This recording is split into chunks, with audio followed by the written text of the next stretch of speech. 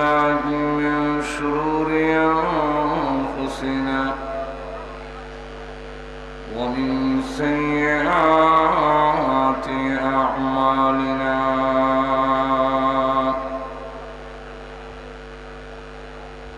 من يهده الله فلا مضل له ومن يضلله فلا هادي له ونشهد أن لا إله إلا الله وحده لا شريك له ونشهد أن سيدنا ومولانا محمدا عبده ورسوله الذي أرسل إلى الناس كافة بشيرا ونذيرا وداعيا إلى الله بإذنه وسراجا منيرا أما بعد فقد قال الله تعالى في كلامه المجيد وفرقانه الحميد أعوذ بالله من الشيطان الرجيم بسم الله الرحمن الرحيم وإذ قال لقمان لابنه وهو يعظه يا بني لا تشرك بالله إن الشرك لظلم عظيم ووصينا الإنسان بوالديه حملته أمه وهنا على وهن وفصاله في عامين أن اشكر لي ولوالديك إلي المصير وإن جاهداك على أن تشرك بي ما ليس لك به علم فلا تطعهما وصاحبهما في الدنيا معروفا واتبع سبيل من أناب إلي ثم إلي مرجعكم فأنبئكم بما كنتم تعملون صدق الله العظيم صلى الله على سيدنا ومولانا محمد وعلى آله وأصحابه وسلم صلى الله على سيدنا ومولانا محمد وعلى آله وأصحابه وسلم Daulatpur United club কর্তৃক আয়োজিত তিন দিন ব্যাপী পবিত্র তাফসীরুল কোরআন মাহফিলের আজকের সমাপনী দিনে অত্যন্ত শ্রদ্ধেভাজন সভাপতি মুআজ্জাজ মুকাররম উলামায়ে কেরাম, সুধী মণ্ডলী, সর্বস্তরের প্রাণপ্রিয় মুসলমান ভাইরা, পর্দার অন্তরালে অবস্থানরত অত্যন্ত শ্রদ্ধেয় মা, সর্বপ্রথমই মহান আল্লাহ পাকের দরবারে অসংখ্য অগণিত শুকর আদায় করছি, যিনি অত্যন্ত দয়া করে আজকের মাহফিলে আমাদেরকে শরীক হওয়ার তৌফিক দান করেছেন। এই জন্য শুকর আদায় করছি আলহামদুলিল্লাহ। আমাকে আলোচ্য বিষয় দেওয়া হয়েছে সূরা লুকমান। সবটা সূরা তো আর পারতাম না,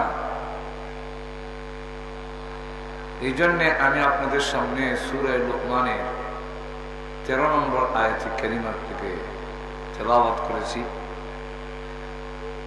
যেখানে হযরত লুকমান হাকিমের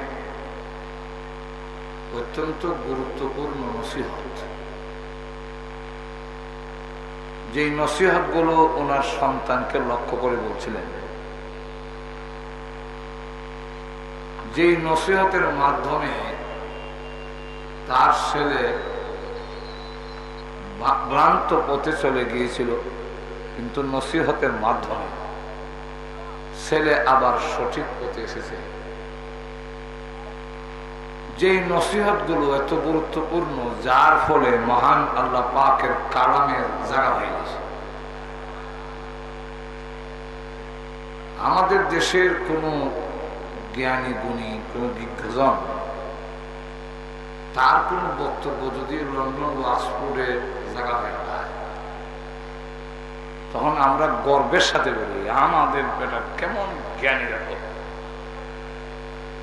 লন্ডনের ওয়াক্সফোর্ডে সিলেবাসের ভিতরে আমরা লোকটা লেখনী বা তার বক্তব্য স্থান পেয়েছি। লোকমান হাকিম তার আল্লাহর কাছে কি ভালো কথার অভাব আছে? কেউ কাছ থেকে কর্জা নেওয়া লাগবো? লোকমান হাকিমের কথাগুলো কত গুরুত্বপূর্ণ, যে মহান আল্লাহ পাক তার নসিহত গুলো কোরআন শরীফের অংশ ঢুকাইয়া বিশ্ব নবীর কাছে নাজিল করেছে। অথচ লোকমান হাকিম নবী ছিলেন না, এটাই হলো চূড়ান্ত কথা। এর কারণ কালো কোন লোকরে আল্লাহ নবী বানান নাই। গঠন বাংলা, নাকের সেন্টার ঠিক নেই, চোট মোটা, বডির কোন সাইজ নেই, সামনের কালার বানানো, এই জাতীয় কোন লোককে আল্লাহ পয়গম্বর বানান নাই।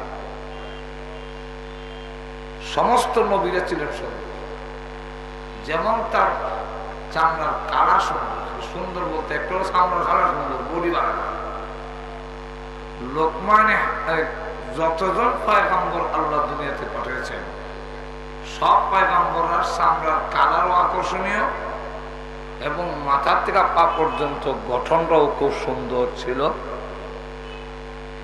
আমাদের নবী ছিলেন বিশ্ব নবী, যেহেতু এই কারণে তিনি ছিলেন বিশ্ব সুন্দর।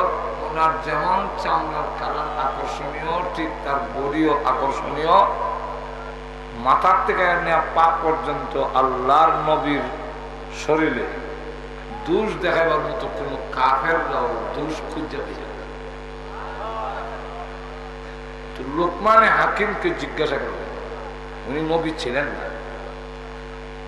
উনার একটা বক্তব্য হইল যে মহান আল্লাহ রাব্বুল আলামিন উনার সামনে দুইটা জিনিস, একটা হলো নবুয়ত আর একটা হলো হিকমত। এই দুইটার যে কোনো একটা তুমি গ্রহণ করতে পারো। লোকমান হাকিম তখন জানতে চাইলেন যে এই দুইটার যে কোনো একটা যদি আমাকে নেওয়ার ইচ্ছা বা অনিচ্ছা দেওয়া হয়, তাহলে আমি নবুয়ত নেব না, হিকমত নেব। আর যদি আল্লাহ পাক আমাকে নবুয়ত দিয়ে দেন তাহলে আমার তো কোনো আপত্তি করার নেই, নবুয়ত দিলে আমি না করি। আর আমাকে যদি নেওয়া না নেওয়ার ইচ্ছা দেওয়া হয় তাহলে আমি নবুয়ত নেব না, হিকমত নেব। কেন? নবুয়তের জবাবদিহিতা বেশি, দায়িত্ব বেশি। আর হিকমত, জ্ঞান, কৌশল এগুলা যদি নেই, জবাবদিহিতা কম। প্রত্যেক নবী মহান আল্লাহর দরবারে তার নবুয়তের জবাব দিতে হবে এবং দায়িত্বরাও পালন করা অনেক কঠিন বিষয়।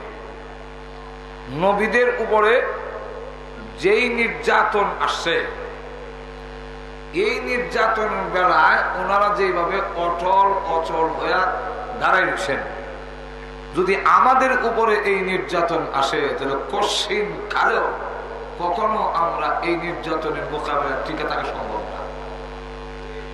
তো আল্লাহ পাক যদি আমার নবুয়ত দেন, নবুয়তের দায়িত্ব পালন করার যোগ্যতাও আল্লাহ দিবেন।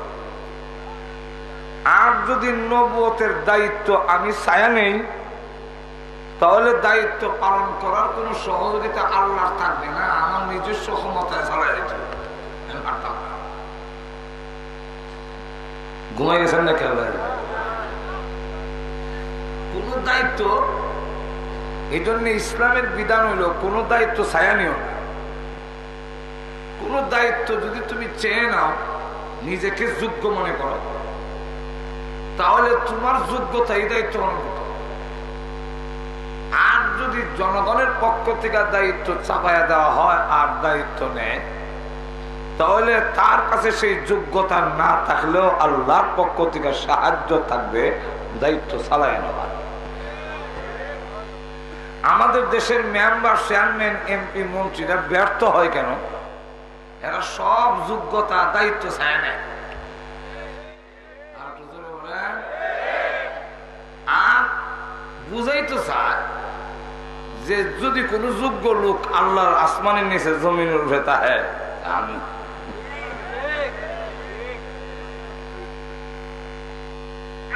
ইলেকশনে দাঁড়ায় বক্তব্য দেয় যে আপনারা আমাকে ভোট দেন, এটা আমি বলি না, কিন্তু আপনারা যোগ্য প্রার্থী দেখে আপনাদের ভোটটা। এদের ভিতরের অর্থটা হইল যে আমি যোগ্য।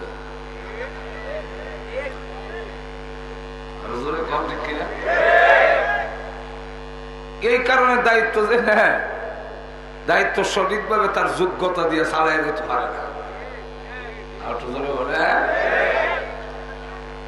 যাই হোক, লোকমান হাকিম বলেন নবুয়তের দায়িত্ব যদি আমি চাই নি, আর যখন বিরুদ্ধবাদীর পক্ষ থেকে নির্যাতনের স্টিম রুলার চালাই দিব, তখন এই দায়িত্ব আমার পক্ষে তখন বরদাস্ত করা সম্ভব হবে না। একটু জোরে কন।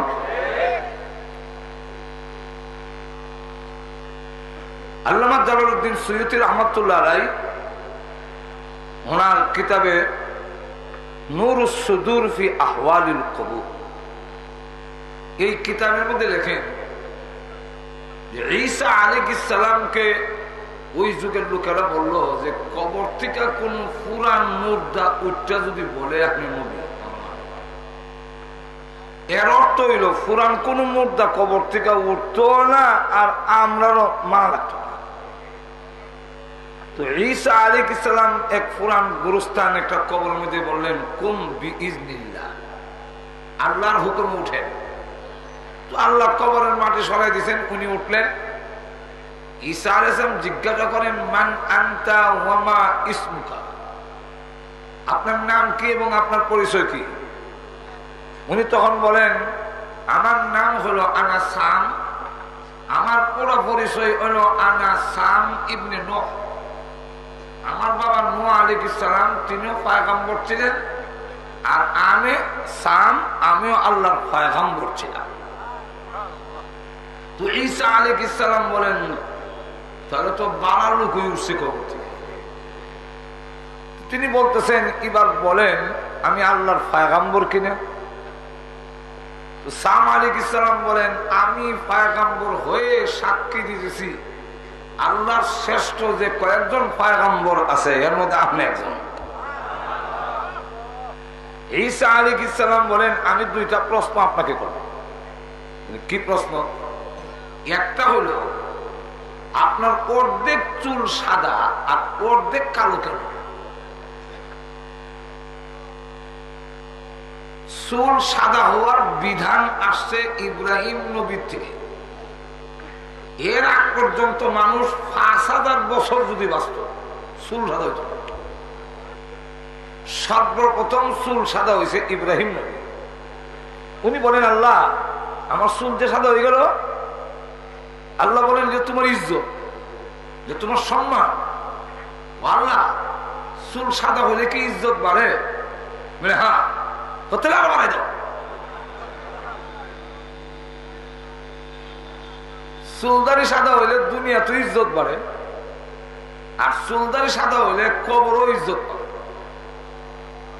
ইয়াহিয়া ইবনে আকসাম নামে একজন তাবী ছিলেন। উনি আল্লাহর দরবারে হাজির করলেন ওনাকে। উনি বড় তাবী, মুহাদ্দিস। ওনাকে আল্লাহর সামনে দাঁড় করানোর পরে আল্লাহ জিজ্ঞাসা করতেছেন, এই বুড়া, এটা করলি কেন? ওইটা করছো কেন? তখন ইয়াহিয়া ইবনে আকসাম রাহমাতুল্লাহ আলাইহি তিনি বলেন, আল্লাহ আপনার ব্যাপারে যা শুনছিলাম, কিন্তু আপনার সামনে আইসা সেই সোনা জিনিসটা তো পাইলাম না। তখন বলেন, কি শুনছিলে?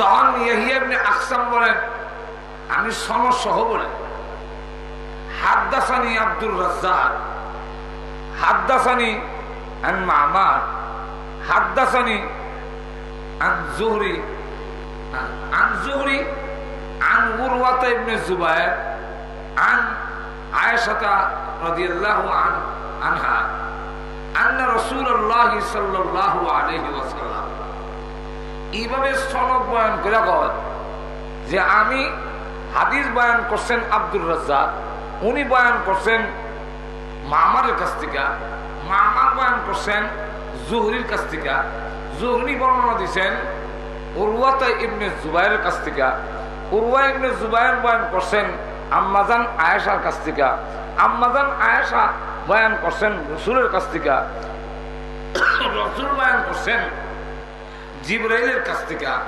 জিবরাইল বলছেন, আপনার কথা আল্লাহ, আপনি নাকি সাদা দাড়ি ওলারে খুব সম্মান করেন, ইজ্জত করেন।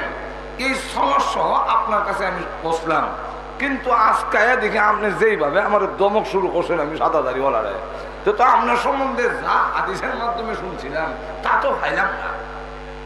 এমনি আল্লাহ বলেন, সাদাকা আব্দুর রাজ্জাক, সাদাকা মামা, সাদাকা জোহরি, সাদাকা উরওয়াতা ইবনে জুবাইর, সাদাকা আয়েশা, সাদাকা রাসূলুল্লাহ, সাদাকা জিবরাইল, যা তোমার জীবনের সমস্ত গুনাহ আমি আল্লাহ মাফ করে দিলাম।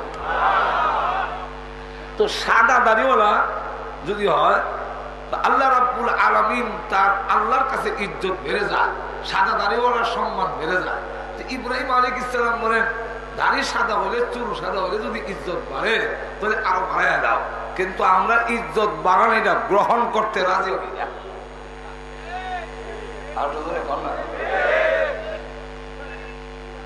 কালার দাঁড়াই এমন লক্ষ্য করেন, ঈসা আলাইহিস সালাম বলেন, ২ নম্বর প্রশ্ন। ২ নম্বরটা কি? ২ নম্বরটা, প্রথম নম্বর প্রশ্ন হইল যে আপনার অর্ধেক চুল সাদা অর্ধেক কালো কেন? আপনি তো ইব্রাহিম আলাইহিস সালামের আগে, আপনার তো একটাও সাদা তাহার কথা না, এই সাদা হইল কেন? তখন সাম আলাইহিস সালাম বলেন, আমি কবরে শায়িত ছিলাম, আমি জানি কিয়ামতের মাঠে উঠতে হবে, মাঝখানে আর কবর থেকে উঠি নাই। এখন যখন শুনলাম আমার কানে আওয়াজ গেল আল্লাহর হুকুমে উঠেন, আমি তখন মনে করছি কিয়ামতের মাঠ কায়েম হয়ে যাচ্ছে। এখন আল্লাহর সামনে দাঁড়াইয়া আমার নবুয়তের কি হিসাবটা দেব, এই চিন্তায় কবর থেকে উঠে আপনার সামনে দাঁড়াইতে দাঁড়াইতে আমার অর্ধেক চুল সাদা হয়ে গেছে। তবে চিন্তা করেন আল্লাহর দরবারে দাঁড়ায় জবাব দিকিটা পয়গম্বরের যদি এরকম হয় যে চুল অর্ধেক সাদা হয়ে গেছে। 2 নম্বর প্রশ্ন রইল যে আপনি কি থাকতে চান না কবরে চলে যেতে চান? যদি কবরে চলে যেতে চান চলে যাবেন, আর যদি থাকতে চান তাহলে আমি আল্লাহর কাছে দরখাস্ত পেশ করব আল্লাহ রাব্বুল আলামিন আপনাকে হায়াত বাড়ায় দেওয়ার জন্য। সাম আলাইহিস সালাম বলেন, হে ঈসা আলাইহিস সালাম, আমি কি দুনিয়াতে থাকবো না কবরে আবার চলে যাব? এটা বলার আগে জানতে চাই আমার ভিতরে যে রূহ আসছে এটা নেওয়ার জন্য কি আবারও আজরাইল আসবে? সুবহানাল্লাহ বলবেন। ঈসা আলাইহিস সালাম বলেন, আপনি আল্লাহর পয়গম্বর, আপনি নিষ্পাপ, আপনার কোনো গুনাহ নাই, তা আপনি আজরাইলের তো ভয় পান কেন? সাম আলাইহিস সালাম জবাব দেয়, ভাই ঈসা আলাইহিস সালাম, আপনার সাথে তো আজরাইলের এখনো দেখা হয়েছে না, আপনি কি বুঝবেন? দেখা হইল আজ থেকে 4000 বছর আগে আমার রূহ বের করা হয়েছিল, আজও পর্যন্ত মরণের কষ্ট আমি ভুলতে পারি নাই। যেহেতু নবুয়তের দায়িত্ব বেশি, এই কারণে আমি নবুয়ত না নিয়ে হিকমত নেব, হিকমতে আমার উপরে এত দায়িত্ব নয়। তো লুকমান হাকিম একজন জ্ঞানী লোক ছিলেন। আল্লাহ রাব্বুল আলামিন এই কালো লোকটাকে এত ইজ্জত দিয়েছেন, এত সম্মান দিয়েছেন যে কোরআন শরীফে গনা বাসা কয়েকজন পয়গম্বরের নাম আছে, একজন সাহাবী ছাড়া কোরআনের মধ্যে আর 2 নম্বর কোন সাহাবীর নাম নাই। আবু বকর সিদ্দিকের নাম নাই, উমরের নাম কোরআনে নাই, উসমানের নাম কোরআনে নাই, হযরত আলীর নাম কোরআনে নাই। শুধু একজন সাহাবী প্রসঙ্গক্রমে ওনার নামটা কোরআনে আসছে, এই সাহাবীর নাম যায়েদ রাদিয়াল্লাহু তাআলা আনহু। যায়েদ রাদিয়াল্লাহু আনহুর নামটা হারাম্মা কাদা যায়েদুন, এই একজন সাহাবীর নাম কোরআনে আছে, আর কোন সাহাবীর নাম কোরআন শরীফ এখন কোরআনে নাই। পয়গম্বরের মধ্যে গোনা বাসা কয়েকজন পয়গম্বর, 20-25 জন পয়গম্বরের নাম কোরআনে আছে। আল্লাহ সকল নাম তো কোরআনে আনে না, কোরআনে আসা আল্লাহ কারো নাম উচ্চারণ করা এটা তো বিরাট বড় একটা গৌরবের কথা। হযরত জাফর ইবনে আবি তালিব রাদিয়াল্লাহু আনহুকে রাসূল বলতেছেন, ও জাফর, তোমার মধ্যে নাকি 4টা গুণ আছে, যে গুণগুলো আল্লাহ পছন্দ করেন, সেই গুণটি কি?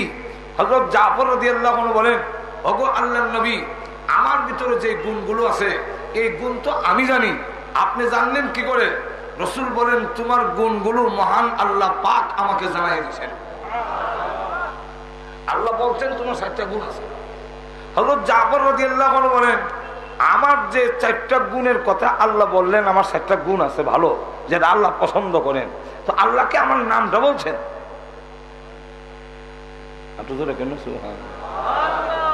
রাসূল বলেন, হ্যাঁ, আল্লাহ তোমার নাম ধরে বলছেন জাফর ইবনে আবি তালিব। হযরত জাফর রাদিয়াল্লাহু আনহু বলেন, আনন্দে আত্মহারা, আমার আর কিছু দরকার নাই, আমার জীবন সার্থক হয়ে গেছে, মহান আল্লাহ রাব্বুল আলামিন যে আমার নাম উচ্চারণ করছেন, আমার জীবন সার্থক। আরেকজন সাহাবী, ওনার নাম উবাই ইবনে কাব রাদিয়াল্লাহু আনহু। এই উবাই ইবনে কাব রাদিয়াল্লাহু আনহু কোরআন তেলাওয়াত বড় সুন্দর ছিল। একদিন আল্লাহ রাসূল বলতেছেন, ও উবাই ইবনে কাব, তুমি আমার লামিয়া কুনিল্লাজি এই সূরাতুল বাইয়িনা, এই সূরাটা একটু শোনো তো। হযরত উবাই ইবনে কাব রাদিয়াল্লাহু আনহু বলেন, বিশ্ব নবীর কাছে কোরআন নাজিল হয়েছে, রাসূলকে কোরআন শিখাইছেন স্বয়ং আল্লাহ, আর আমি উনার পড়া শুনবো, আমার দ্বারা সম্ভব না, অক্ষম। রাসূল বলেন, উবাই, তুমি আমার সূরাতুল বাইয়িনা এটা শোনো। আবার উবাই ইবনে কাব অক্ষমতা প্রকাশ করলেন, তখন রাসূল আবার বললেন, আমার পড়াটা শোনো। তিনি অক্ষমতা প্রকাশ করলেন। এমন সময় আল্লাহ রাসূল বলেন, ও উবাই ইবনে কাব, আল্লাহ রাব্বুল আলামিন আমাকে বলছেন তোমাকে এই সূরাটা শোনানোর জন্য। আর জোরে বলেন উবাই ইবনে কাব রাদিয়াল্লাহু আনহু বলেন, ইয়া রাসূলুল্লাহ, আল্লাহ কি আমার নামটা বলছেন? আল্লাহ যে বলছেন আমাকে আপনি সূরা শোনানোর জন্য, আমার নাম কইছেননি? তখন রাসূল বলেন, হ্যাঁ, তোমার নাম ধরে বলেছেন উবাই ইবনে কাব। উবাই ইবনে কাব রাদিয়াল্লাহু আনহু আনন্দে আত্মহারা হয়ে গেলেন যে আল্লাহ পাক যে আমার নাম উচ্চারণ করছেন, আমার জীবন সার্থক। তাহলে আল্লাহ রাব্বুল আলামিন কারো নাম উচ্চারণ করা এটা তো বিরাট বড় ব্যাপার।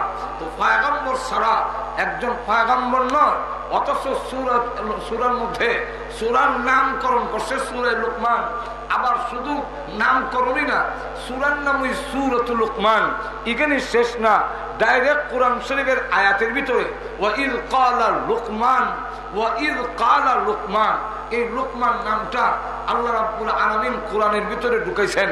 এতে বোঝা যায় এই লোকটার সম্মান এবং মর্যাদা আল্লাহর কাছে আছে কি নাই। তখন আল্লাহর রাসূল বলেন, এক হাদিস আসছে, একজন কালো সাহাবী রাসূলের দরবারে বসে কাঁদতেছে। আল্লাহর নবী বলেন, সাহাবী আমার সামনে বসে বসে কেন কান্দো? সাহাবী ডাক দিয়ে বলেন, ইয়া রাসূলুল্লাহ, ইয়া হাবিবাল্লাহ, কান্নার কারণ হলো আমার আর আপনার সামনের কালার কোনো মিল নাই। আমি বিশ্ব কালো আর আপনি বিশ্ব সুন্দর। আমার গঠনের সঙ্গে আপনার গঠনের কোনো মিল নাই। অগণবিজি, আমার না টুডের সাইজ আছে, না নাকের কোনো সাইজ আছে, পায়ের মধ্যে রেল লাইনের মতো ভরা। অগণবিজি, আপনার গঠনের সাথে আমার গঠনের মিল নাই। আপনার মর্যাদা আর আমার মর্যাদায় কোনো মিল নাই। কিন্তু এরপরেও দুনিয়াতে টাকার কারণে আমার মতো একজন কালো রূপ বিশ্ব নবীর সামনে বসার সুযোগ হয়েছে। নবী গো, কিয়ামতের ময়দান যেদিন কায়েম হবে, ওই দিন তো আপনার কাছেও যাওয়ার কোনো যোগ্যতা আমার নাই। আমি এই জন্য কাঁদতেছি, কিয়ামতের কঠিন ময়দানে আপনার কাছে কি যেতে পারবো? আপনার দ্বারা কাছেও যাওয়া সম্ভব হবে না। আল্লাহর নবী তখন বললেন, রে সাহাবী, প্রথম নম্বর হলো নিজেকে কালোর কারণে এত ছোট মনে করো না। তিনজন কালোকে মহান আল্লাহ রাব্বুল আলামিন এই পৃথিবীতে শ্রেষ্ঠত্ব দান করেছেন।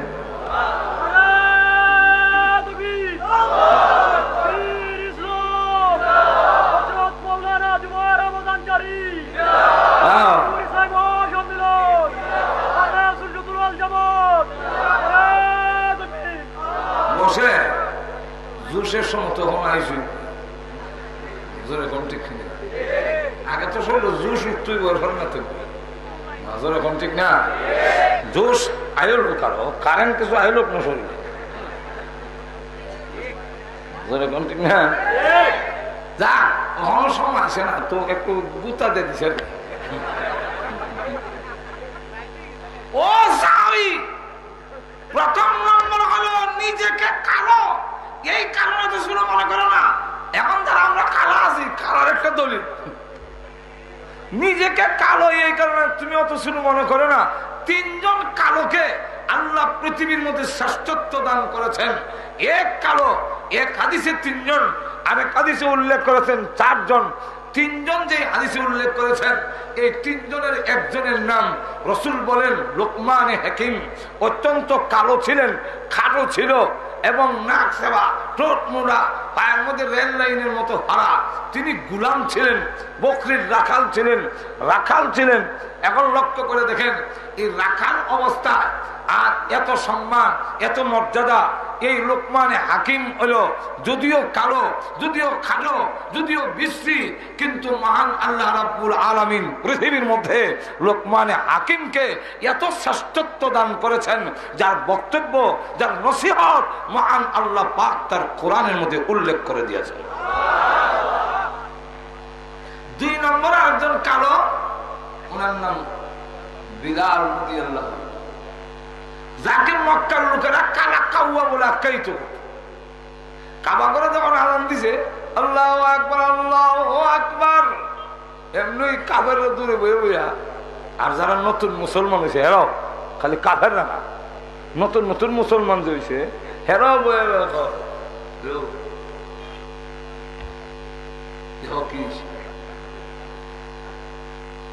কি আমরা বান্ধব মরে গেছি ভালো হয়েছে এই দৃশ্য দেখার আগে বুঝলে কি বুঝলে ওই তো কাবা ঘরের ছাদের মধ্যে কালা খাওয়া বুঝছে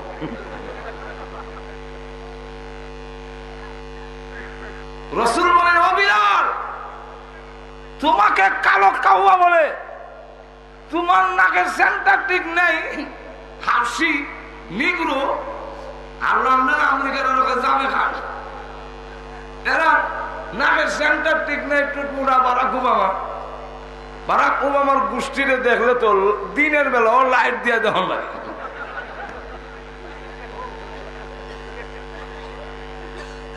কিন্তু লক্ষ্য করে দেন আল্লাহ রাসূল বলেন বিলাল তুমি নিজেকে ছোট মনে করো না যদিও তুমি কালো কিন্তু কি মর্যাদা জানো কিয়ামতের কঠিন ময়দানে তোমার এত সম্মান যেদিন আল্লাহ রাব্বুল আলামিন বলবেন জান্নাতের গেটটা খুলে দেওয়ার জন্য সমস্ত নবীরা জান্নাতের গেটে গিয়ে দাঁড়াবে কিন্তু জান্নাতের তো গেটে তালা দেওয়া ডাক দিয়ে বলবেন ও প্রহরীরা গেটটা খোলো আমরা জান্নাতে যাওয়ার জন্য এসেছি আপনি কে আমি আদম আলাইহিস সালাম বলে একটু বেয়াদবি মাফ করবেন অপেক্ষা করুন আবার আরেকজন আহ্বান করলো গেটটা খুলেন আপনি কে ভিতর থেকে জিজ্ঞাসা করে আপনি কে বলে আমি তো নূহ আলাইহিস সালাম বলে বেয়াদবি মাফ করবেন একটু অপেক্ষা করেন আবার আহ্বান করা হলো আপনি কে পরিচয় দেন বলে আমি ইব্রাহিম আলাইহিস সালাম বেয়াদ মাফ করেন অপেক্ষা করেন আবার আহ্বান করা হলো কে বলে আমি মূসা কালিমুল্লাহ দরজা খুলো জান্নাতে ঢোকার অনুমতি আল্লাহ দিয়ে দিয়েছেন নবীদেরকে আমরা ঢুকতে আসছি বলে বেয়াদবি মাফ করবেন একটু দাঁড়ান তো আবার ডাক দিছে আপনি কে বলে আমি ঈসা আলাইহিস সালাম ঈসা রূহুল্লাহ সুতরাং দরজা খোলো জান্নাতে ঢোকার জন্য আমরা অনুমতি পেয়ে জান্নাতের গেটে আসছি তখন অপেক্ষা করেন এমনি ওনারা বলেন ও জান্নাতের প্রহরীরা আদম আলাইহিস সালাম থেকে নিয়ে ঈসা আলাইহিস সালাম পর্যন্ত গোটা নবীদের জমা গেটের মধ্যে দাঁড়ানো আর তোমরা কি বেয়াদবি মাফ করবেন একটু অপেক্ষা করেন কারণটা কি তখন ভিতর থেকে ডাক দেয়া কয় যত নাম শুনি আদম শুনি নূহ শুনি ইব্রাহিম শুনি মূসা শুনি ঈসা শুনি মুহাম্মদুর রাসূলুল্লাহ সাল্লাল্লাহু আলাইহি সাল্লাম এই নামটা শুনি না কেন উনি কি এখানে আসেন নাই বলে না উনি তো আসেন নাই উনি কোথায় বলে উনি এখন কিয়ামতের মাঠে উম্মতের চূড়ান্ত ফয়সালা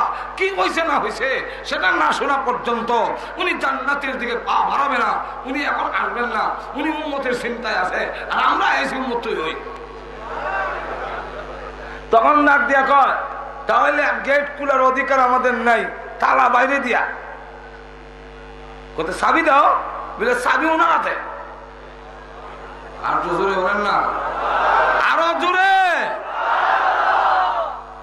চাবি আমাদের হাতে দেয়নি এই জন্য আল্লাহর নবী বলেন আমাদের দেশের বিভিন্ন প্রতিষ্ঠান বিভিন্ন জনকে দিয়ে উদ্বোধন করানো হয় কেউ মন্ত্রী দিয়া কেউ এমপি দিয়া কেউ প্রধানমন্ত্রী দিয়া যদি বলেন ঠিক না আল্লাহ রাব্বুল আলামিন বলেন নবীজি আমি আল্লাহ যা জান্নাত বানাইছি ওই জান্নাতগুলো আপনাকে দিয়ে উদ্বোধন করব বিশ্ব নবীকে দিয়ে উদ্বোধন করা হবে তাই সাবি বিশ্ব নবীরা তো দিয়েছে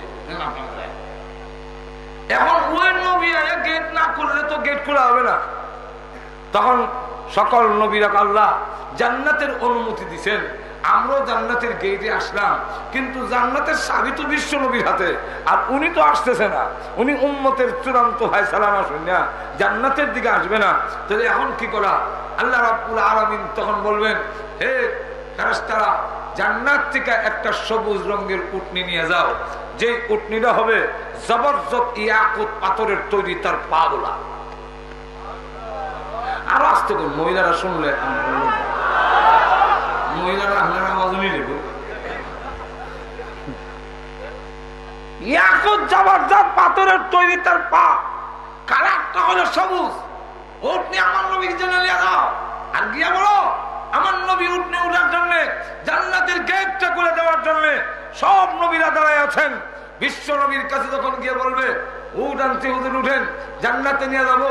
গেটটা খুলবে, আল্লাহ তখন বিশ্ব নবী বলবেন অবশ্যই জান্নাতে যাব, কিন্তু এর আগে আগে আমি জানতে চাই আমার উম্মতের বেলায় আল্লাহ কি সিদ্ধান্ত নিয়েছেন, এটা না শুনলে আমি জান্নাতে যাব না। তখন আল্লাহ রাব্বুল আলামিন বলবেন, ও নবী, এই কথা তো আমি আপনাকে আগেই জানাই দিয়েছি, উম্মতের বেলায় আপনাকে অসন্তুষ্ট করব না, সন্তুষ্ট করব। অতএব আপনি জান্নাতে যান, ওয়াদা দিলাম যতক্ষণ পর্যন্ত আপনি এই কথা না বলবেন যে আল্লাহ আমি খুশি হয়েছি, ততক্ষণ পর্যন্ত আপনার উম্মতকে আমি জাহান্নাম থেকে মুক্তি দিতেই থাকবো। রাসূল বলেন তাহলে উঠে উঠা যায়। ও বিলাল, ওই কিয়ামতের কঠিন ময়দানে আমি যখন উঠে আরোহণ করব, আল্লাহর পক্ষ থেকে তখন ডাকবে, কালো বিলাল কই? বিলালকে ডাকো, বিলাল তোমাকে আহ্বান করা হবে আমার উটের লাগাম ধরার জন্য। বিলাল রে, ওই দিন কিয়ামতের কঠিন ময়দানে কালো কাউয়া হইলে কি হবে? কিয়ামতের মাঠে তুমি নিচে থেকে উটের লাগাম ধরে আজান দিতে থাকবে, আমার ডান পাশে থাকবে আবু বকর, বাম পাশে থাকবে ওমর, আর তুমি বিলাল নিচে থেকে উটের লাগাম ধরে ধরে ওই দিন আমি বিশ্ব নবীর সাথে জান্নাতে প্রবেশ করবে।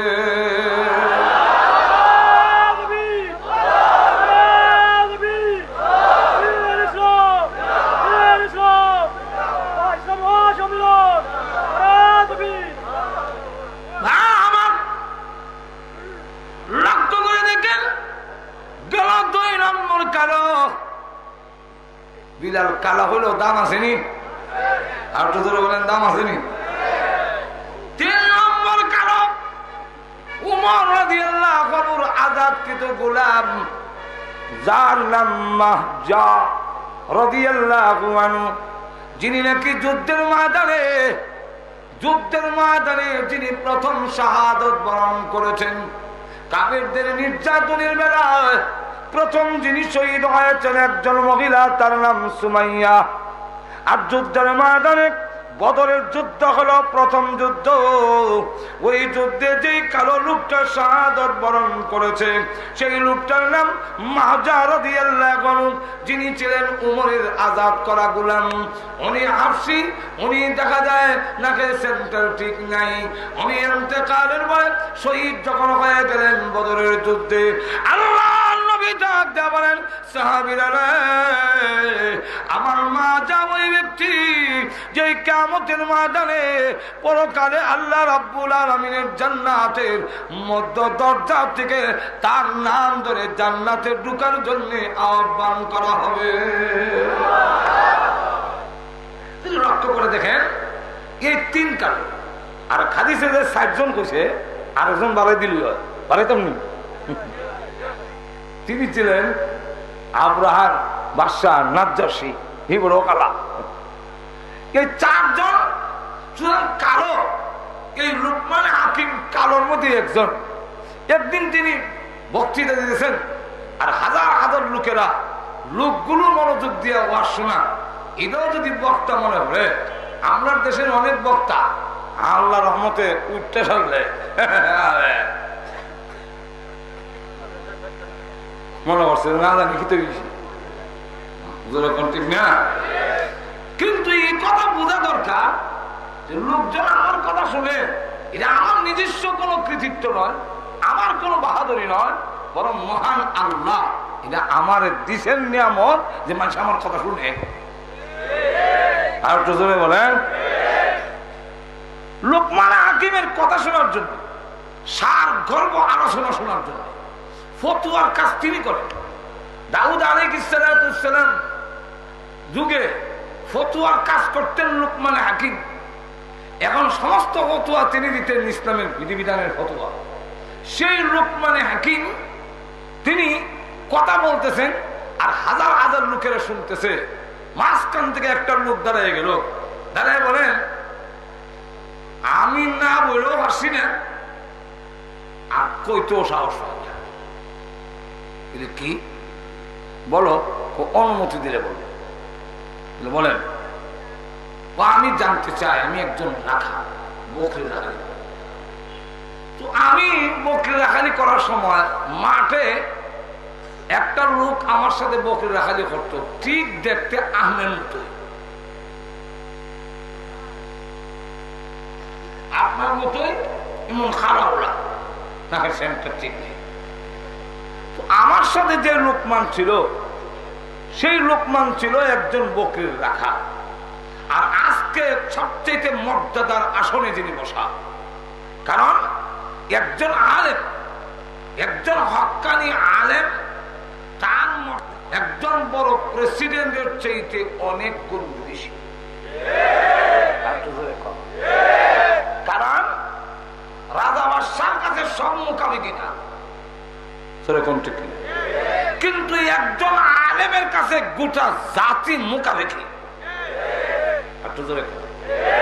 যাকে আল্লাহ এলেম দিছেন, এই লোকটাকে আল্লাহ বাংলাদেশের মসনদ থেকে আরো বড় জিনিস দিছেন। বলেন, যাকে আল্লাহ রাব্বুল আলামিন আল্লাহর বন্ধু বানাই নিছেন, এলেম দিছেন পছন্দ করে। শাহজালালের মর্যাদা আমরা বাংলাদেশের যত প্রেসিডেন্ট আইসে আর গেছে আর আইব, সবের থেকে মর্যাদা বেশি না হবো। সবই জিয়ারত এখান থেকে শুরু করে।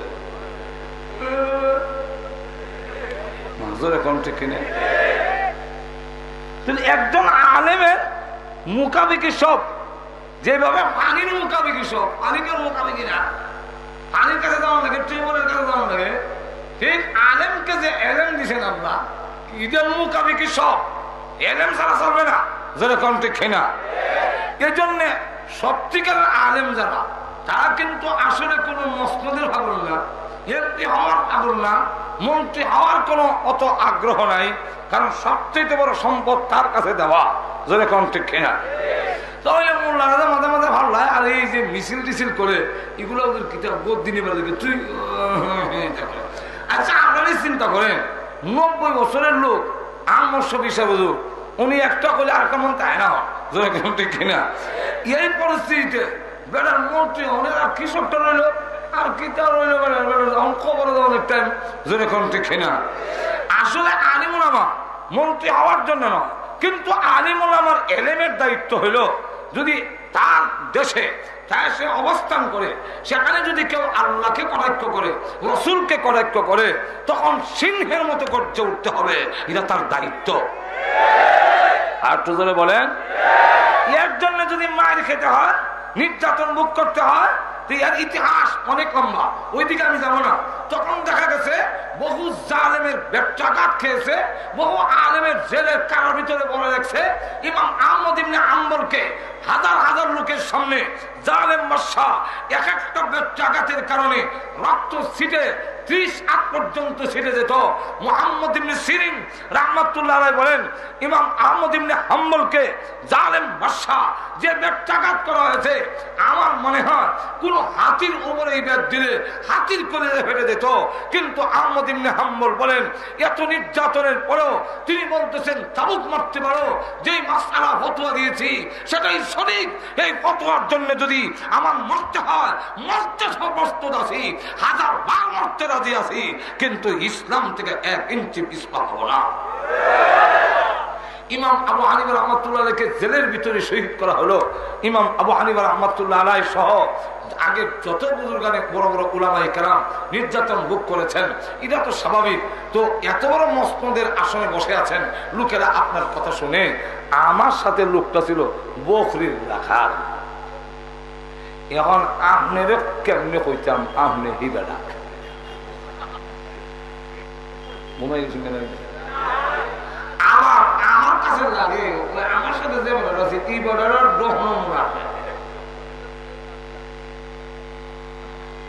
সত্যিকারের আল্লাহওয়ালারা নিচ থেকে উপরে উঠলেও নিচের কথা বলে না। সত্যিকারের আল্লাহওয়ালারা গরিব থেকে ধনী হইলেও গরিব রে বলে না। বড় লোকের বাগ্যা দেখি একটা চলার, আরে অত বড় টাইলস মুসিয়ে দামি হাতল মার্বেল হাতল লাগে, একটা চলার লটকাই দেবে। আমার বাপ বিজ্ঞান ওই চলাটা লটকে রেখেছে, আমি যেন না বলি আমি যে ভিক্ষুকের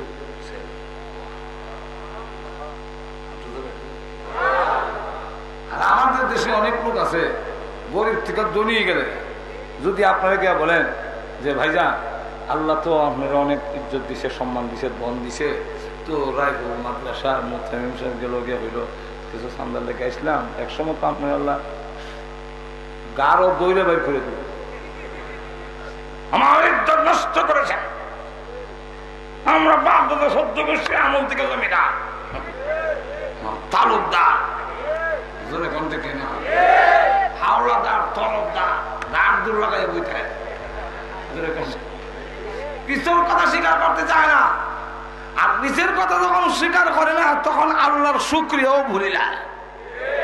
আর তো জোরে বলেন।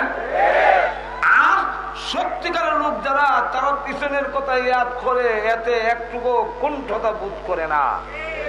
আর তো জোরে বলেন। আমিরুল মুমিনিন সারা বিশ্বে যার আঙ্গুলের ইশারায় অর্ধেক পৃথিবী পরিচালিত হয়, সেই লোকটা তো বলার কথা না, পিছনের কথা শেয়ার করার কথা না। উনি মরুভূমির গরমের মধ্যে দাঁড়িয়ে রয়েছেন, লোকজন নিয়ে যাচ্ছেন, হঠাৎ করে দাঁড়িয়ে গেছে, দাঁড়িয়ে মাঠটার মধ্যে তাকাই রয়েছে। লোকেরা বলেন আমিরুল মুমিনিন এই প্রচন্ড গরমের মধ্যে দাঁড়িয়ে আছেন, একটু ছায়ার দিকে চলে আসেন, এদিকে দাঁড়ায় কি দেখতেছেন? হযরত উমর বলেন পিছনের কথা ইয়াদ করতেছি, আমি ছিলাম এই বোর্ডের বকরির রাখাল, আমি আসলাম ইমারত বকরির রাখালে করতাম, আমার কোনো ইজ্জত ছিল না, আমি বকরির রাখালি জানতাম না। আব্বা আমার শাসাইতো, আমার চর দিত, থাপ্পড় দিত, আর বলতো যে লাম্বা যত আমক তত লাম্বা হয়েছে তো আগল বলতে নাই। উমর তো বডি আছে লাম্বা, তোর লাম্বা তো আগল বুদ্ধি বলতো তোর কিছু নাই, তোর মাথার মধ্যে উডের লেদ আছে না কেমন রে? উমর বাবা মরুভূমির প্রচন্ড রক্তের মধ্যে গাছ গুছ নাই, কোনো ছায়া নাই, তো তো উডের যে একটা ছায়া পড়ে হিসেবে থেকে বই, আর উডে লেদ আছে না আমার মাথার উপরে। আপা তাপ্পর দিয়া কর উত্তর আগল মধ্যে তোর নেই আমার বুঝে ঠিক না? কোন কোন সমস্যা নাই তো, তোর সাথে যারা বকরি দেখারি করে এরা উডের ফেট পড়ে, তোরটার পড়ে না এখানে, পুনানো গাছ পালা হওয়া যায় তো বুঝোস না নি। আমি সেই উমর, আজকে আমি উডের রাখার লোক, আমি আমিরুল মুমিনিন, আমি আমিরুল মুমিনিন, আমি খলিফাতুল মুসলিমিন, আমার আঙ্গুলের ইশারা পৃথিবী পরিচালিত হয়। ওই মাঠ দেখে আমাকে বলছি আমার তোমার কোন ইজ্জত ছিল না, তোমার নিজস্ব ক্ষমতা নয়, আল্লাহ রাব্বুল আলামিন তোমাকে ইজ্জত দিয়েছেন, ভুলে যেও না। আরো জোরে কম। যেই মাত্র হয়েছে এবারে আপনি কিনা ডলাইয়া হইতেছে আপনি সেই লোকমান কিনা, উনি বলেন নির্দ্বিধায় বলেন আমি আমি। আর তো জোরে কম না সুবহান। আমি সেই লোকমান, যে লোকমান তোমার সাথে মাঠে বকরি রাখালি করতো, আমি বেলা এমনি বেলা উঠতে কয় আমি এখনো রাখাল রয়ে গেলাম, আর আপনি এত উপরে মর্যাদা কেমনে গেলাম? উপায় কিছু নেই।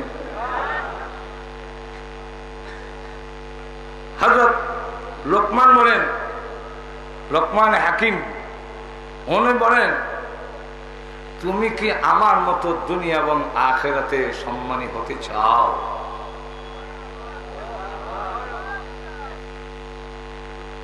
ঘুমো তৈরি আছে হাঁটু ধরে বলেন আপনারা চাননি? হাঁটু ধরে বলেন চান দুনিয়া এবং আখিরাতে ইজ্জত বাড়ুক, এটাকে আপনারা চান? তো লোকমান হাকিম তারে জিজ্ঞাসা করে তুই আমার লাগান দামি হইতে চাসনি? আমিও চাই, ওতে চাইলে আমি 9টা গুণ অর্জন করেছি, যে গুণে আল্লাহ এই জায়গা আমার করতে। তুমিও যদি আমার লাগান গুণী হতে পারো, তুমিও এই জায়গা খুঁজবা। মন কইতাম নি গুণগুলা আর একটু জোরে বলে।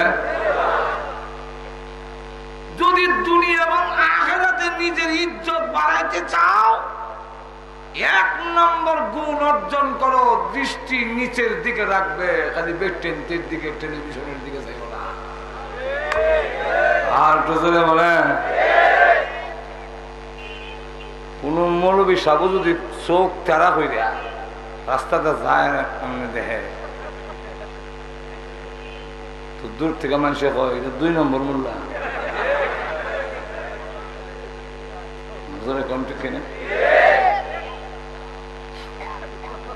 চোখের ইবাদত করো। এখন আপনাদেরকে বলছি, আমরা যদি খালি চোখের ইবাদত করি আমাদের মর্যাদা বাড়বে, সমাজের অনেক খারাপ কাম বন্ধ হয়ে যাবে। আর জোরে বলেন, এসিড মারা,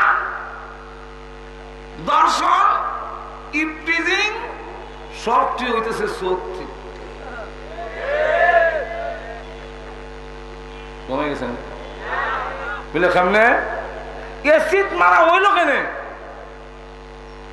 এসিড মারার মূল কারণ থেকে তালাশ করলে দেখা যায় প্রথম নম্বর হইল চৌকের দেখা দেখি। আলোচনা বলে মহিলাও স্নো পাউডার আলতা আলকাতরা লাগাইয়া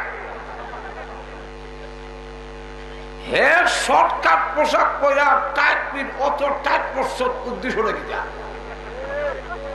জিন্সের ভঙ্গর সত্যি আবার উষা জোতা উষা উষা এখানে সমান দিলে অসুবিধা কিতে আছে। এই বাটপাররাও খালি কয় আমরা মিলে মহিলার ইজ্জত দেই না, আর এই বাটপাররাও মহিলার নাড়াগুড়া করে। হেরাও জুতা বানাইছে মহিলার জুতা ভাও মোড়ায় আরো করে, আর মোড়াটা ফিনচিলের মতো ছিল। এখানে এই জুতার মধ্যে ভাড়া দিলে ট্রেডিং ছাড়া বাড়তে না। আমরা দেশের মহিলার যদি জুতা দেওয়া যায় উল লেগে ভালো করবো। এখানে আমার একবার লজিং ছিল যে জায়গা আমার হাত আউন লাগে 2 মাইল জায়গা, এই জায়গার মাটি শক্ত যখন হয় পাত্তরের থেকে কম না, আর যখন বৃষ্টি করে ভিজলেও সাবান কোনো খাবে না। এখানে 2-4 জন ডেলি হবে। আমি আসা যাওয়া করতাম, আমার কাম যদি বলুন দেখেন বলে আমি ট্রেনিং দিলেছি। ট্রেনিং কিটা ফিসলা জায়গার মধ্যে ফাও ফুলা জাতা দিলে দৌড় মারে। এখানে খরচ লাগে কিটা শরীরের মধ্যে কিছু বার রাহন লাগে, কত না শরীরের মধ্যে কিছু দেখা এটা মনে হয়ে যাওয়া লাগে। উষা জুতার মধ্যে পুরা হারা দিলে খরাট মারবো, কিছু শরীরের কাছে রাহন লাগে, তখন এতে গিয়ে শরীর হেলায়া হেলায়া হেলা এই বাট ফাটটি কাম করছে কিনা এইভাবে হেলায়া দুলাইয়া যায়। হেওয়া দেখে আর মহিলার উদ্দেশ্য হলো দেখতো, না দেখলে এরা খুশি নারাজ হয়।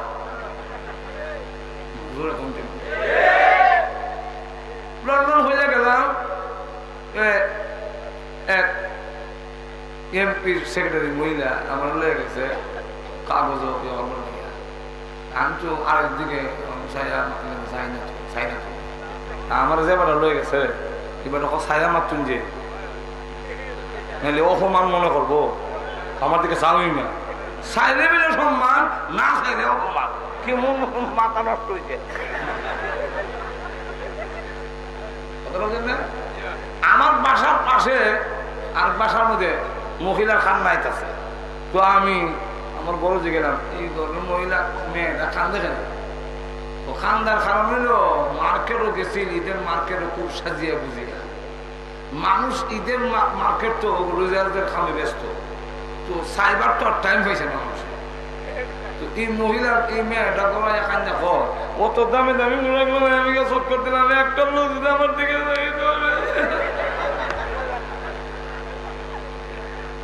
বুঝা যায় সাইবার লাগে এটা করেও মাজর অ্যাকাউন্টে খেয়ে না।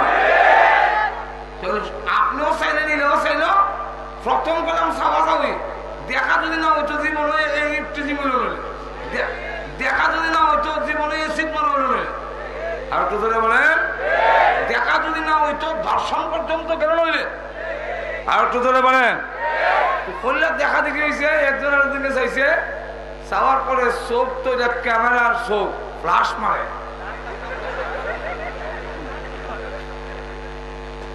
লাস্ট মাসে বলে ঈদের ছবিটা গেছে গা কলব ক্যামেরা দিয়ে ফ্লাশ মারলে ক্যামেরার দিচ্ছে আপনার ছবি যাই যেরকম ঠিক না ঠিক চোখ দিয়ে কারো ফ্লাশ মারলে আপনার কলব যায় কি তার ছবি এই জন্য এই চোখ দিয়ে যত শহর দেখছেন ঈদে আপনার চোখ বন্ধ হলে দেখবেন আপনি মৌলভীবাজার আপনার দেখা চোখ বন্ধ করে দেখেন মৌলভীবাজারের সমস্ত কলিগুলি দেখা যায় সিলেট দেখছেন সিলেট বন্দরবাজার কোরআনো জিন্দাবাজার কোরআনো কোন বিল্ডিং কিটা চোখ বন্ধ করে দেখা যায় কিন্তু আপনি জীবনে করাচি গেছেন না চোখ বন্ধ করে দেখেন তো করাচি দেখা যায়নি কেন দেখা যায় না কলবের মধ্যে ছবি নাই ওই চোখ দিয়া যে মহিলার ফ্লাশ মেরে দিছে এই মহিলার ছবি এর কলবের মধ্যে আছে যে মহিলারা দেখছে না এর কলবের ছবিও নাই কল্পনাও নাই আই লাভ ইউ নাই ঠিক কিনে আর যে মাত্র দেখিলে যে এখন বিছনাথ গিয়ে ঘুমায়া ঘুমায়া কি দেখলাম দারুণ তো সবটি তো হরিণের মতো শুরু হয়েছে বলবো না ঠিক না আর কি তখন হ্যাঁ আবার আর রাস্তা দেখত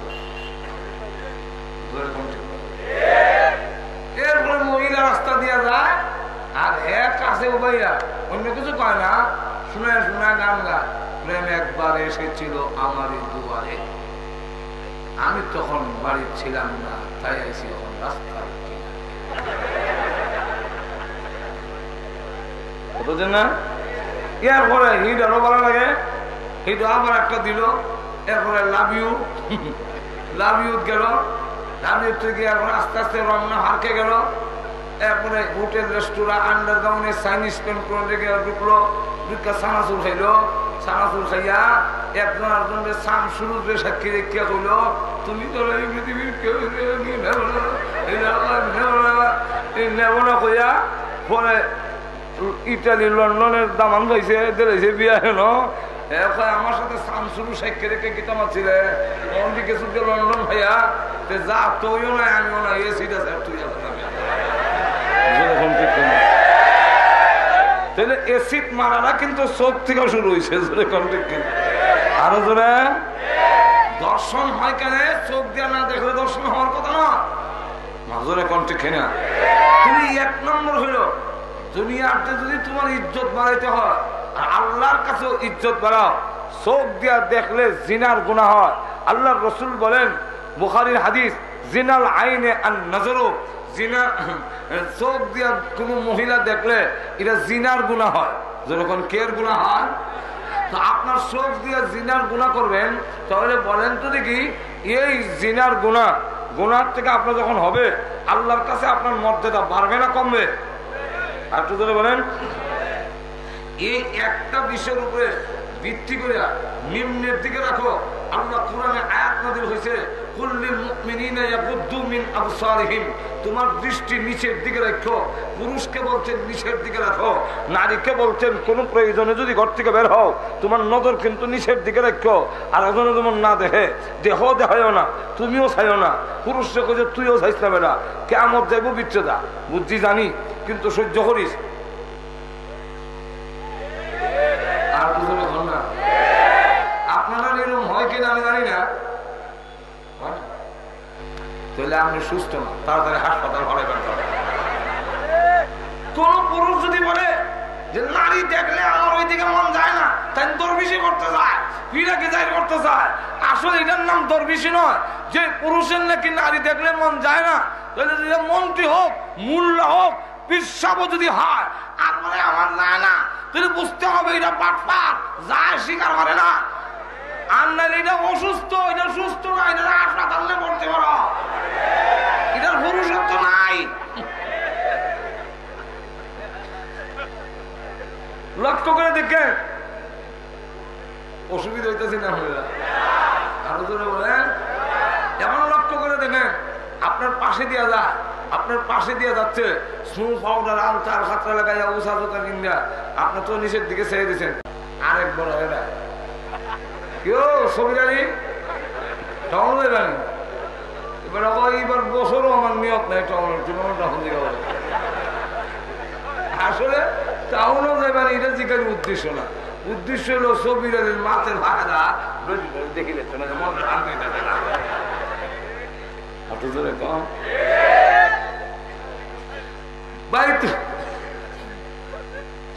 আমি আসল কথাটা কয়ে দিলে এই কথা সবাই শেয়ার করতে না মনে হলো কইলে বুঝি ইজ্জত যে বুঝা আরো মানে কইতাম না অসুবিধা দিতেছে আমিরুল মুমিনিন উমর রোম সম্রাটের কাছে যাবেন জিগাই তো বাইতুল মুকাদ্দাসের চাবি আবুসি দিবা নামাজ পড়তে তো কয়েকজন সাহাবী লয়ে রওনা দিছে এর মধ্যে পাঞ্জাবি একটা গা দিছে 18টা তালি কটা তালি তালি দেওয়া 18টা রাস্তার মধ্যে একটা জুতাও ছিঁড়ে গেছি একটা জুতা ছিঁড়ে একটা বালা রাজে একটা লইয়া গুলামরে কইছে এক মঞ্জিল আমি বোয়া থাকবো তুই টানবে আর আরেক মঞ্জিল তুই বইবে আমি উমর রশিদ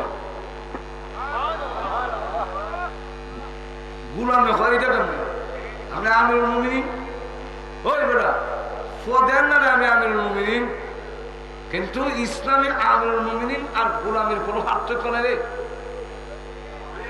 আমি যা হই তুই তা মানতে হবে এখন এই অবস্থায় রওনা দিছেন ওইদিকে রোম সম্রাট সাবি যুদ্ধের মাধ্যমে দিবে যুদ্ধ করবে না সাবি দিলে আবুসে ইদার জন্যে পরীক্ষার লেগে উমরকে অভ্যর্থনা এবং উমরের সাথীদেরকে অভ্যর্থনা জানাবার জন্য দুই সাইডে যুবতী সুরসী মহিলা সুন্দরী বাছাই করিয়া লাইন ধরিয়া চুল আওড়াইয়া অভ্যর্থনা দিব চুল দিয়া এখন সাহাবীরা কি করতাম পারি অবস্থা তো বেশি ভালো না এখন কি করা আমিরুল মুমিনিন বলেন কোনো সমস্যা নাই কোরআনের আয়াত মানি নাও আল্লাহ কোরআনে বলছেন কুল্লিল মুমিনিনা ইয়াগুদ্দু মিন আবসারিহিম তোমরা তোমাদের দৃষ্টি নিম্নগামী নিচের দিকে রাখো যেই মাত্র তারা নিচের দিকে তাকায় যায় সুন্দরীরা তো সেজে গুজে অর্ধ ল্যাংটা হয়ে দাঁড়াইছে এরা তো মনে হোসেন চাইবো কিন্তু চায় না যখন চায় না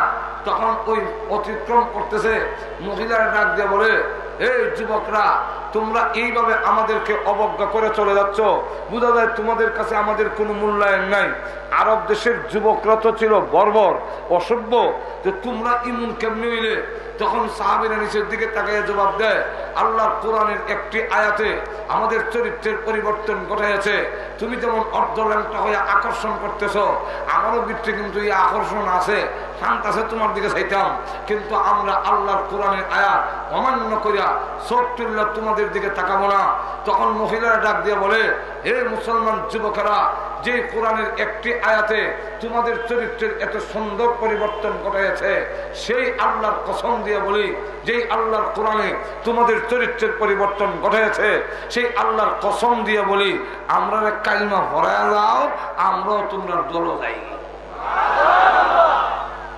হেরাকল নগরী নিছে এখন রোম সম্রাট কয় অর্ধ লংটা করে নমুনি দাঁড় করাইলাম যেই যুবকরা নারীর দিকে কোনো খেয়াল নাই এই যুবক যত মারাত্মক এখন এরার সাথে লড়াই করা যাবে না এখন একটা কাজ করো কোনজন উমর এটা বুঝতাম কেমনে এখানে পোশাকের মধ্যে কোনো বেশ কম নাই আমির আর একজন নাগরিকের মধ্যে কোনো পার্থক্য নাই তখন বুঝবো কেমনে আর আল্লাহর কি মর্জি উমর একবার উঠে উঠে গুলাম টানে আবার গুলাম উঠে উমর টানে টানতে টানতে ঘুরাইয়া গিয়া সম্রাটের কাছে যে শোনা যাইব এই সময় বন্ডন হয়ে গেছে গা উমর রশ্মি টানন গুলাম উডের হবুয়া এখন রশ্মি যে টানে ইলা উমর না উডের হবুয়া উমর এখন এরা চিনে না তখন তৌরাত কিতাবের মূল্যায়ন হয় দেখো তো তৌরাত কিতাবে কোনো কিছু আসেনি বলে হ্যাঁ তৌরাত কিতাবে উমরের কথা তো আছে কোথায় দেখো অধ্যায়টা বাইর করো বাইর করছে বাইর করে তারা কয়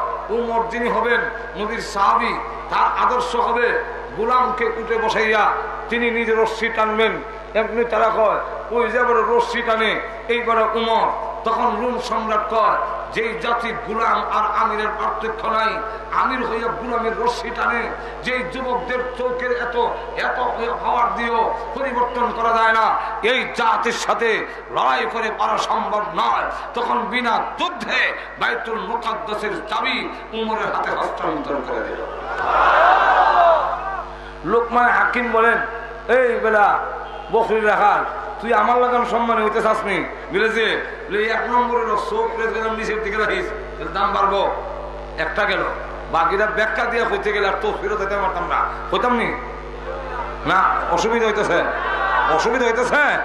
তাহলে শুনে 2 নম্বর হইলো, 2 নম্বর হইলো মুখটারে বন্ধ কর, কিবোধ করিস না, মিথ্যা করা করিস না। আজকে তো আমরা জবানের কারণেই আমরার মধ্যে যত কিছু অশান্তি, যতগুলো কারণে, এর মধ্যে একটা কারণ ইজ্জত আর বেইজ্জত। আমরা যা কিছু হচ্ছে আজকে আমরা জিব্বার কারণে। আর একটু জোরে বলেন, তোর জবানটারে বন্ধ কর, জিব্বাটারে বন্ধ কর। কিন্তু জিব্বা আজকে আমরা বন্ধ হয় না। হ্যাঁ, জিব্বা দিয়া খালি পরের বদনাম করন, গীবত করন, মিথ্যা কথা বলন, এগুলা করলে ইজ্জত হবে না, দুনিয়াতে সম্মান হবে না, আখেরাতে তুই দাম পাবি না আল্লাহর দরবারে। তাহলে 2 নম্বরটা হলো, এটার কিছু কইতে গেলে 1 ঘন্টা রাখবো, রাখলাম। জবান তোমার বন্ধ করো, গেল 2। 3 নম্বর হলো শরমের জায়গা, লজ্জা স্থানে হেফাজত করিস, অর্থাৎ জিনা করিস না। আজকে জিনার বাজার একবারে গরম করে দিলেছে মোবাইল আর ইন্টারনেটে।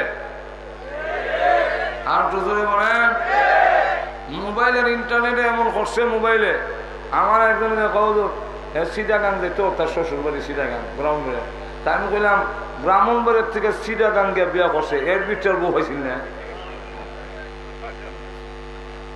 তখন আমার এটা একটা খারাপ আছে বলে কিতা মিস কর, মিস করে সিটাগাং নিছে, মিস করলে সিটাগাং নিল সামনে। ওই একদিন মোবাইল একটা মিস করেছে, আসছে ওরা মিস করে হ্যাঁ আবার ঘুরাইছে, ঘুরাইছে বলে দেখে গেল মহিলা ধরছে। তখন মহিলার সাথে মারতে মারতে মারতে মারতে মারতে মারতে মারতে মারতে মারতে মারতে মারতে শেষ পর্যন্ত বিয়াকে হচ্ছে।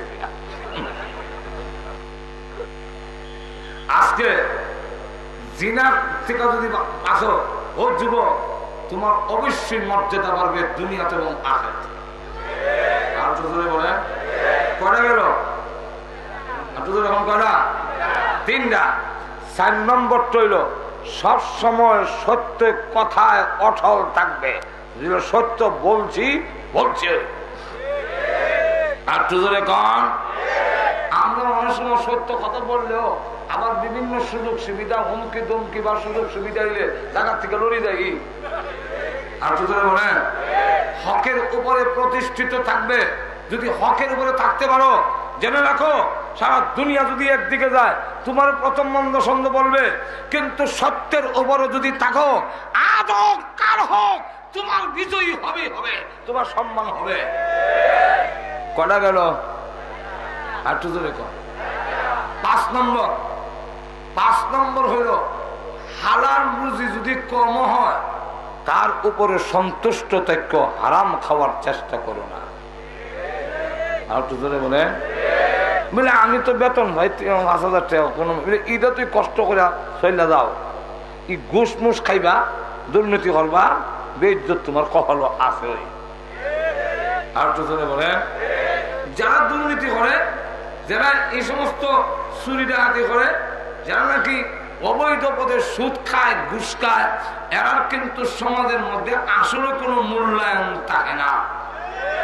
আর একটু ধরে বলেন, কয়টা গেল? আর একটু ধরে বলেন 5টা। 6 নম্বর, কোন ওয়াদা করলে ওয়াদা পূরণ করবে। ওয়াদা পূরণ করার মাধ্যমে দুনিয়াতে তোমার ইজ্জত হবে, মরার পরেও তোমার ইজ্জত।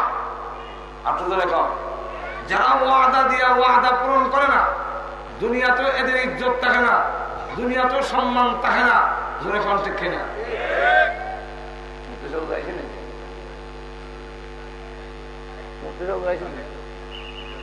মাশাআল্লাহ, হুজুর তো কেরামতি দেয়া। ওই নাম নাসিরনগর, ওই দিকে মলিল। আমি আরো লম্বা করতেছি, হুজুর আইলে শুনলাম নাসিরনগর। আমার দেশে আমি আবার দেখলাম নাসিরনগর ঘুমায় না, এখন দেখা যায় নাসিরনগর যখন শুনতাম নাসিরনগর নাম 1 ঘন্টা ঘুমায় বসে দেখা যায় তাড়াতাড়ি আর আমার লাগেও ভালো হয়েছে। কয়টা গেল মনে আসেনি 9টা কয়ালাই আর তফসিল কর্মনের সামনের বছর যদি আল্লাহ হায়াতে বাঁচা মাজুর এখন ঠিক না। আপনার এলাকার বিয়াই বাইর গেছে যাওয়ার পরে বিয়াই কদিন আগে আইলেন থাকলেন না, এখনো আয়া যা শুরু করছেন বুঝা যায় থাকতেন না, আর দিন কিন্তু বুঝছে শুনে আইলে কিন্তু আর ছাড়তাম না। ঘুমাই গেছেন আজকা গীতা করছে বিদায় দিলে সে আরেকদিন আসলেন থাকলেন না, আজকেও আয়া যা শুরু করছেন থাকবার তো কোনো বাও দেখি না, আর দিন কিন্তু থাকবার নিয়ে আর আজকে বিদায় দিলে সে মেহমান দেখলে মেহমান নামাজ করো। সমস্ত পয়গম্বরদের সুন্নাত মেহমানকে ইজ্জত করা। আল্লাহর নবী বলেন আল্লাহ এবং আল্লাহর প্রতি আখিরাতের প্রতি যাদের ঈমান আছে তাদের জন্য উচিত যে মেহমানকে ফালিয়ুকরিম যায়ফাহু, মেহমানের ইজ্জত করো, মেহমানকে কদর করো। মেহমানের কদর করার কারণে তোমার ওজন সমাজে বাড়বে, ইজ্জত বাড়বে। মেহমানের কদর যারা করে না এদের বাড়িতে মানুষ যেতে চায় না, মানুষের কাছে তার সমালোচনা হয়। জোরে কোন ঠিক না? ঠিক না? মানুষের কাছে তার সমালোচনা হয়, তা মানুষ বয়ে বয়ে সমালোচনা করে, আল্লাহর কাছে সে লাঞ্ছিত হয়, অপমানিত হয়। আখিরাতে ইজ্জত কমবে, দুনিয়াতে কমবে। লুকমান হাকিম বলেন আমার মতো ইজ্জত করা হইতে চাইলে তোমাকে বলে দেই 7 নম্বরে মেহমানের কদর করবা, মেহমানের ইজ্জত সম্মান রক্ষা করবা। গেল 7। 8 নম্বর হলো যদি তুমি দুনিয়াতে ইজ্জত পেতে হয়, আল্লাহ রাব্বুল আলামিনের কাছে ইজ্জত পেতে হয়, তাহলে প্রতিবেশীর গুরুত্ব দিবা, প্রতিবেশীর হক আদায় করবা। প্রতিবেশী যদি তোমার পাশে যদি অমুসলিম হয় তাহলে তারও তোমার হক আছে, তার সাথে তোমার সুন্দর আচরণ করতে হবে। বুখারী শরীফের মধ্যে উল্লেখ করা হয়েছে আল্লাহর রাসূলকে জিজ্ঞাসা করলেন ইয়া রাসূলুল্লাহ, এক মহিলা তাহাজ্জুদ নামাজ পড়ে, আওয়াবিন পড়ে, ইশরাক নামাজ পড়ে, খুব নফল নামাজ পড়ে, ফরজ তো পড়েই, কিন্তু প্রতিবেশীর সঙ্গে তার আচরণ ভালো না, এই মহিলা সম্পর্কে আপনার সিদ্ধান্ত কি? আল্লাহর রাসূল বলেন এই মহিলা জাহান্নামী। অগণবীজি ওই মহিলার সম্পর্কে আপনার কি সিদ্ধান্ত জানতে চাই? যে মহিলা ফরজ করে, ফরজ ওয়াজিব আদায় করে, সুন্নাত নফল এত বেশি মানে না, নফল অত বেশি নাই, কিন্তু এই মহিলার আশপাশের মহিলার সাথে মহিলার কথাটা বললেন কেন? মহিলাই কিন্তু সমাজের মধ্যে ঘরের মধ্যে তার এত বেশি দরবারটা করলাম আঁশ মুরগি লইয়া হেরোই লাগায়।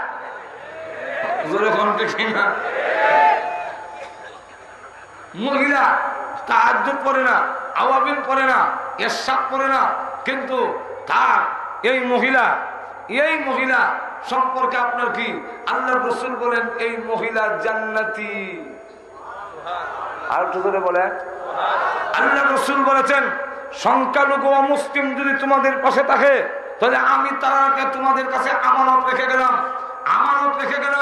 সুতরাং আমরা আমানত, রাসূলের রাখা আমানত, সংখ্যালঘু মুসলিম যদি বাংলাদেশে থাকে আমরা তাদেরকে আল্লাহর রাসূলের রেখে দেওয়া আমানত মনে করি।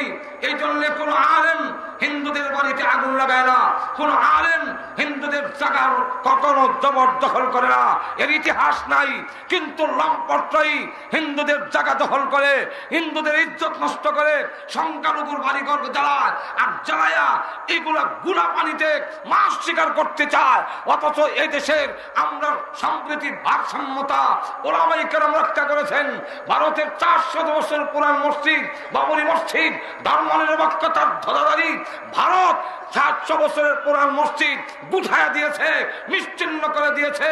কিন্তু বাংলাদেশের শতকরা 90 জন মুসলমান এই দেশের মুসলমানকে ওই সময় যদি এই দেশের হক্কানি ওলামায়ে কেরাম উস্কানি দিত তাহলে বাংলাদেশে যতগুলো মন্দির আছে একটা মন্দিরও থাকতো না, মাটির সাথে মিশে যেত। কিন্তু আমরা জায়গায় জায়গায় ওয়াজ করে বলে দিয়েছি মসজিদ ভাঙ্গা যেমন অপরাধ ঠিক তেমনি ভাবে মন্দির ভাঙ্গাও সমান অপরাধ।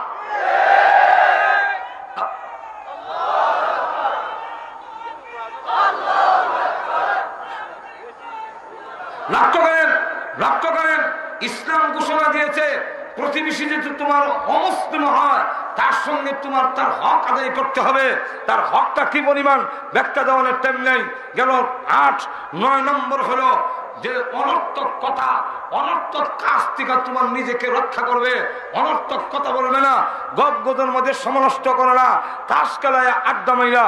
আর এগুলা ওই ডাবাকে গুড়ার খল্লা দেখার আবার একটা কিতা জানে ইমন বুয়া বইছে পাশের বাড়ির বুড়ে আগুনে শেষ হয়ে গেছে, হেরা করতে পারে না, হেরা গুড়ার খল্লা আছে